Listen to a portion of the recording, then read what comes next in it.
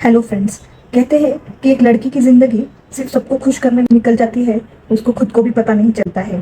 शादी के पहले भी अगर आप देखोगे, एक लड़के की एजुकेशन में और करियर में जितना सीरियसनेस होता है, उतना एक लड़की के एजुकेशन में या फिर करियर में सीरियसनेस नहीं दिखाई देता है। बहुत से घरों में, कुछ घरों में होता होगा, जैसे उसको पढ़ाएंगे लिखाएंगे भी, पर उसने करियर करना ही है, उसने जॉब करना ही है, फाइनेंशियल इंडिपेंडेंट होना ही है, इसके लिए पेरेंट्स का इतना जोर नहीं होता है। हाँ, उसने कर लिया तो ठीक है, बहुत अच्छी बात है, नहीं किया तो वो शादी ही करने वाली है। उसको यही जताया जाता है कि आगे जाके तुम्हें घर ही संभालना है, तुम ससुराल ही जाने वाली हो, ये तो तुम्हारा पराया घर है, ये तुम्हारा घर नहीं है, तुम्हारा घर तुम अपना ससुराल में रहेगा। और मतलब बहुत सी लड़कियों की कंडीशनिंग ऐसी की जाती है कि पढ़ाई लिखाई तुम्हारे काम की नहीं है, तुम्हें आगे जाके घर संभालना है। लेकिन मैं कहूँगी कि एक लड़के से ज़्यादा भी लड़की का पढ़ना बहुत ज़रूरी है। नहीं तो अगर आप हाउसवाइफ बन जाते हो, क्योंकि जैसा बॉलीवुड में और सीरियल में दिखाया जाता है वैसे रियल लाइफ में होती है। और जब आप हाउसवाइफ होते हो शादी के बाद भी, तो आपसे बहुत ज़्यादा एक्सपेक्टेशंस की जाती है। घर का सारा काम करो, बर्तन करो, झाड़ू पोछा करो, रसोई करो, 3 वक्त का खाना बनाओ, सबकी सेवा करो, और उसके बाद भी आपको रिटर्न में सिर्फ ताने मिलते हैं। लेकिन अगर आपको अपने सपनों को पूरा करना है, तो आप एक लड़की का हमेशा इंडिपेंडेंट होना बहुत ज़्यादा ज़रूरी है, ऐसा मुझे लगता है।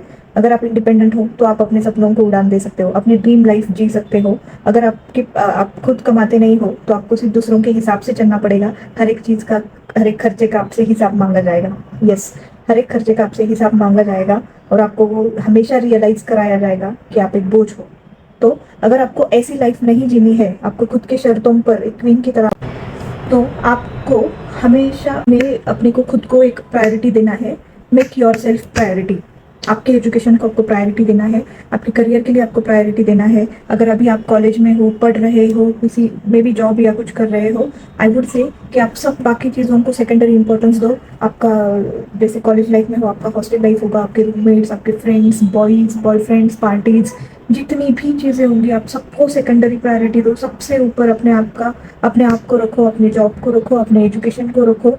क्योंकि मैं आपको बोल रही हूँ, एक लड़का अगर किसी एग्जाम में फेल होता है तो उसको आगे 10 चांसेस मिल जाएंगे, उसके पेरेंट्स उसको 10 चांसेस देंगे कि वो करियर में कुछ ना कुछ तो बने। उसके लिए हमेशा वो फेवरेबल कंडीशन रहेगी, शादी के पहले भी और शादी के बाद भी।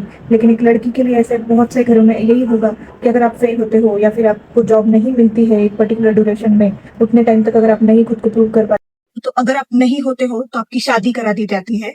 और शादी के बाद पूरी लाइफ फेयरी टेल नहीं होती है। जब रियलिटी हमें हिट करती है तो हमें बहुत कुछ सिखा देती है, और बहुत कुछ सहना भी पड़ता है।